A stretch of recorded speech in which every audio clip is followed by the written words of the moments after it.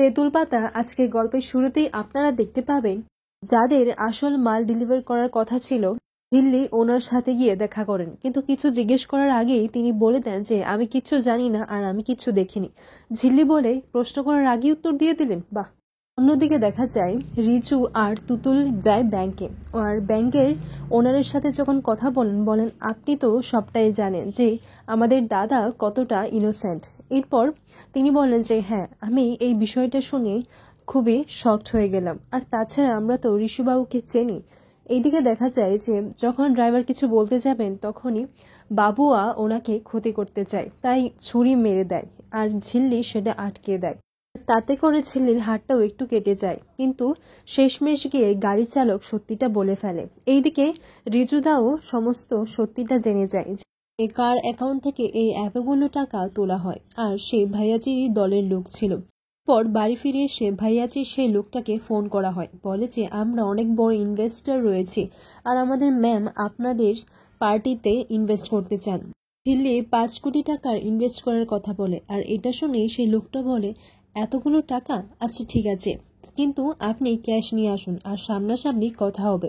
পর অনুদয় ফিরে আসলে ঝিল্লি বলে যে উনি চিঠিটা পড়েছেন তো? তখন অনুদি বলে হ্যাঁ পড়েছে, কিন্তু দাদাভাইকে তো আমরা দেখতেই পারছি না। দাদাভাই কতটা মাথা নিচু করে সেখানে দাঁড়িয়েছিল। ঝিল্লি বলে আমি তো তাই যাইনি। এইদিকে ঝিল্লি এই প্রতিশোধটা নিতে আর সব সত্যিটা জানতে ছদ্মবেশে চলে যায় ভাইয়াজি সেই লোকটার কাছে।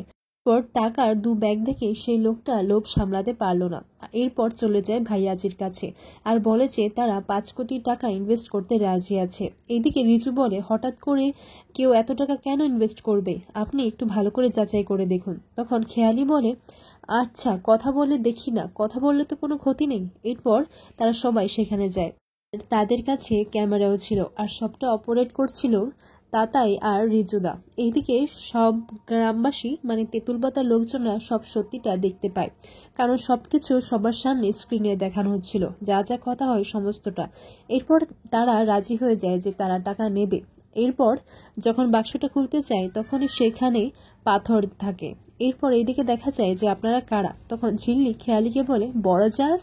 তখনই সবটা বুঝে যায় খেয়ালি। এরপর যখন বাবুয়া ঝিল্লির দিকে বন্দুক তাক করে তখনই সেখানে অবলাদা এসে পড়ে এবং তাদেরকে অ্যারেস্ট করে ধরে নেয়।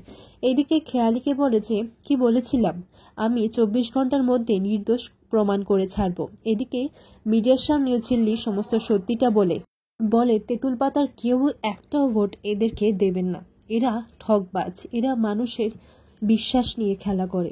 এদিকে ঋষিকেও জেল থেকে ছাড়িয়ে দেয় আর ঋষি ঝিল্লিকে খুঁজতে লাগে।